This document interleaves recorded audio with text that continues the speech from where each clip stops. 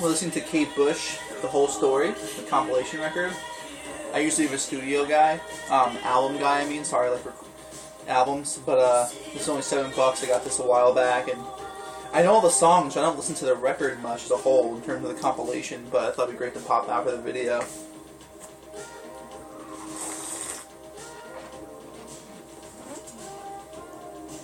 Alright, got some CDs. I want to check this out.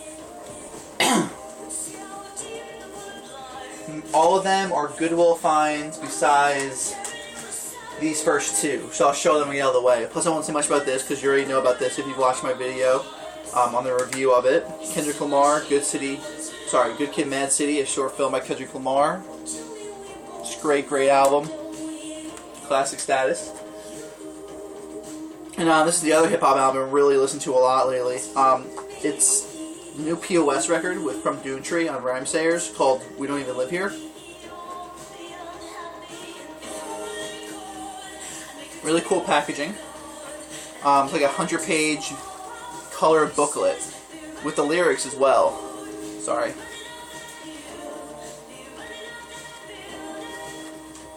And this is a departure from POS's normal sound. Some of the stuff sounds normal. It's very like anarchist and very like anti-government. He really does stick with the way things he says. I think I'm more into his lyrical content on his last album, and when he tells stories of people, sort of like the way that Slug does with Atmosphere. But the album's growing on me more and more. And up until number 7, Firing the Whole Arrow to Action, it's sort of like more POS style, but it's great stuff. And the last 4 tracks, Get Down, All of It, Weird Friends, and Piano Hits, it gets sort of crazy. It goes into this crazy electronic dance music type of hip hop style, and it's really, really sick. I'm really down with it. I haven't looked into this, but I wonder if anyone knows what POS has a little I and an 8 next to it, in between it, and it's on the back here too. I don't know what the I or first Roman numeral and the 8 is in POS on the bottom there. That I haven't noticed. I'm not too sure about that.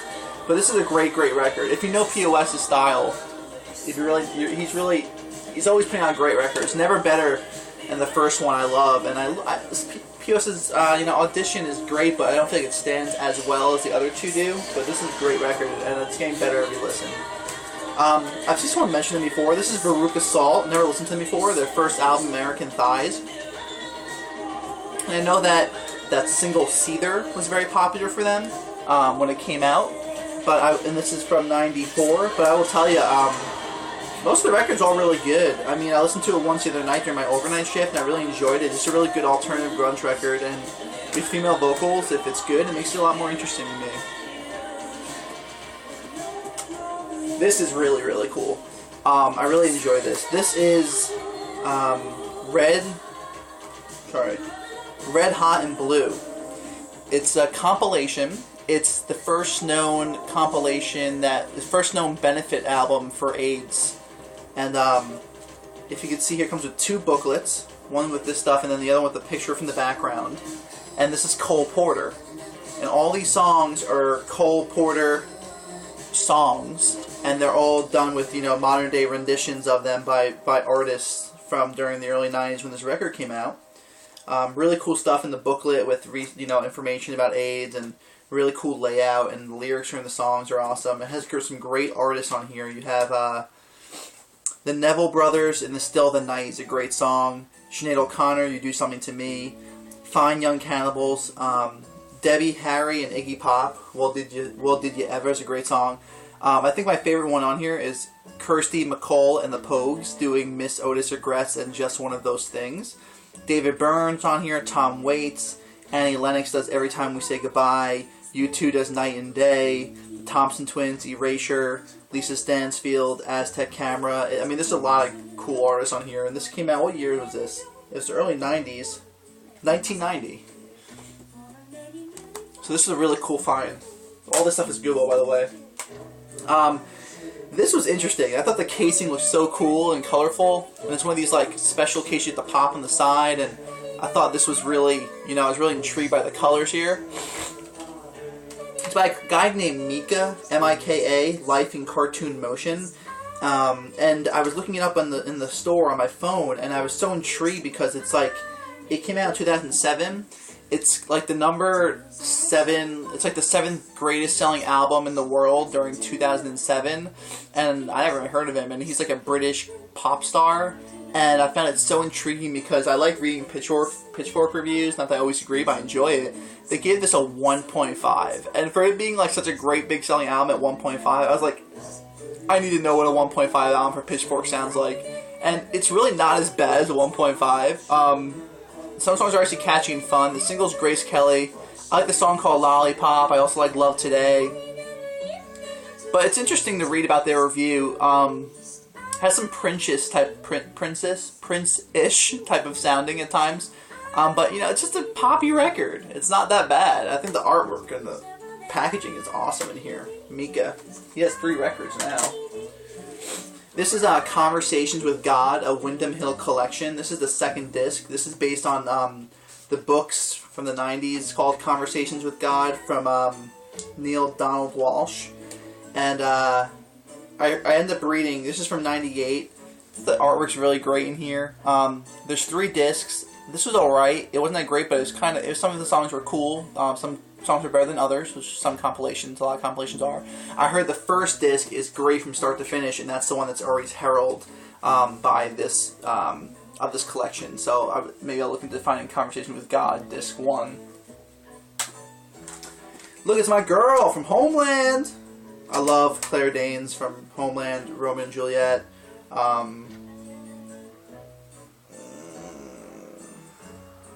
The one she did for HBO movie. Anyway, this is My So-Called Life, the music from the television series. I thought it was pretty cool. It has some interesting artists in the early 90s. Buffalo Tom, Sonic Youth, Further, Afghan Wigs. The Afghan Wigs is the best song on here, in my opinion. I was most intrigued by. It's called Fountain in Fairfax. Lemonheads, Daniel Johnston, the theme music, Juliana Hatfield. It wasn't as good as I thought it would be, and a lot of people seem to give reviews on Amazon. It seemed like they were kind of upset because there was so much better music on the series that was played than what was put on the soundtrack. But, you know, I thought it was a cool thing to have. Alright, these two I'm going to put together like singer-songwriters, so it's not too much to say because I do enjoy the songs. I just don't know how to really describe them too much. They're not probably records you won't find very much anywhere. But this one was good. This is Brooke Trisler, Fade. It's a Christian singer-songwriter. So there's some really great songs on here, so this was cool. This one I was actually very intrigued by. This guy's a piano player. His name is Nathan Dupre, and the album is called Phoenix Rising. I was very intrigued by the cover art. And it started off okay, but it got better with every listen. I don't know if this is on YouTube, but if you can find the song So Close to Heaven, Find Me a River, anything like that. This song's it's a really great album. I really enjoy this guy. I want to pursue listening to this more. Nathan Dupre, Phoenix Rising. I thought this maybe would be a hip-hop record from the early 90s. I put this on a Facebook group the other day from 93, but it ended up being like a reggae dancehall record, and I don't ever have that stuff. And I really enjoyed it. I just found it fun. It's so chill. It's so like... I'm in the party! Doesn't sound like that. Sounds ridiculous, but you know what I'm saying. This is Tiger, Claws of the Cat. I actually enjoy this. I don't have any other dance hall CDs, so I might just keep it because it's a dance hall CD. I don't have any others. But the guy supposedly is pretty prominent, and he has these growls and he snorts when he sings, and supposedly he, like a lot of dance hall artists, had taken his sound and, you know, sort of borrowed it from him. Most of all, thanks to Ja for health and strength. Ja! Oh, this is a great reggae album I found too. This one's great as well. Perez Hammond, In Control, from 1994 on Elektra. I don't know if he's a very well-known guy in reggae music, but this is a really great album. The song No Disturb Sign was such a baller song. It really was such a baller song.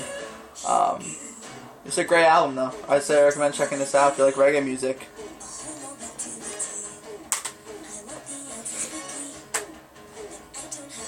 Wasn't really into these as much, so I'm going to skip through them. Mayor Brennan, or I know it's pronounced something differently. It's Murray Brennan or something, but sort of associated with Enya. The album is called Mayor or Murray. Just not really into it. Too soft for me. Not that I don't like soft, but you know.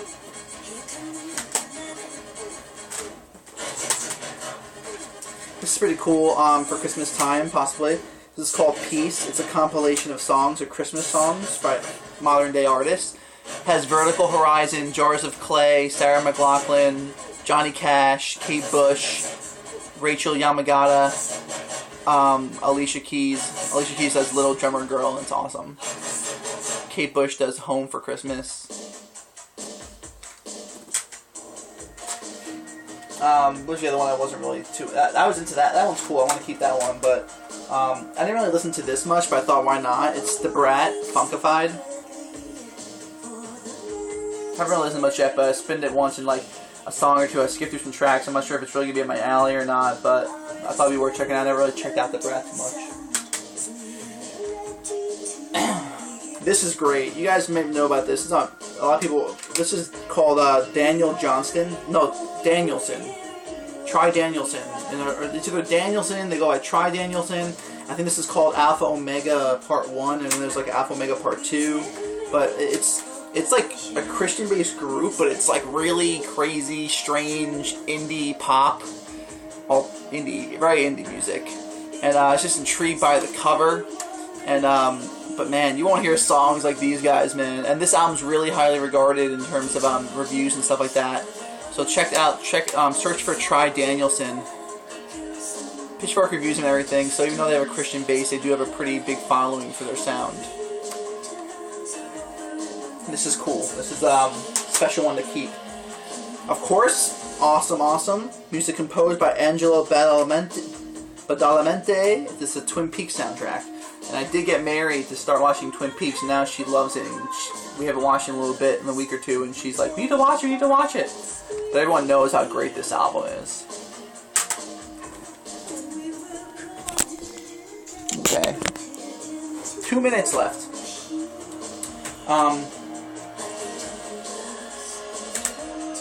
This is really cool. This is what it would be like if Peter Gabriel pretty much made a mixtape for you. It's awesome. This is from a record label called Real World Records, and they put out compilations in world music. It's called Plus From Us, and this is compiled by Peter Gabriel, a collection of tracks featuring the work of musicians who played on the Us album. And I still haven't listened to the Us album. But it's really cool stuff, and there's like a lot of info in here. In the booklet, you actually have Peter Gabriel writes about each artist and how they met and why he likes them and stuff like that, little blurbs on each song. You have artists like Ayub Ogata, The Meters, William Orbit, it's a great song, Tony Levin, David Rhodes, Brian Eno, Manu Katché, Hossam Ramsey, Daniel Lanois. A lot of people you might not know because, you know, Peter Gabriel is pretty cool like that. But this is really cool. This is worth keeping and having. Last but not least, this is so great, and like no one would ever know this, I don't think, ever. This looked really interesting, intriguing. It was already in the shrink wrap, and I got it at Goodwill. It says Dawn Remembers Rich Shapiro with Maria Taylor, Too Far, and Maria Taylor is from Azure. And this came out just in 2011, last year. Rich Shapiro wrote a book called Dawn Remembers. And this music, with some vocals, but very sparse vocals, was made as a piece to go along with the book. And the book, I haven't read it, of course, it tells a story of two kids who I think go into this, like, parents are dealing with divorce and stuff, and they go into, like, this fantasy-type world in the forest behind their backyard and get lost in it.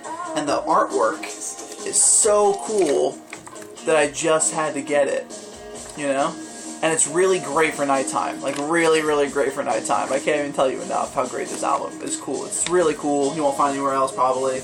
Awesome stuff. Dawn Remembers, Rich Shapiro with Maria Taylor. Gotta run. Be good.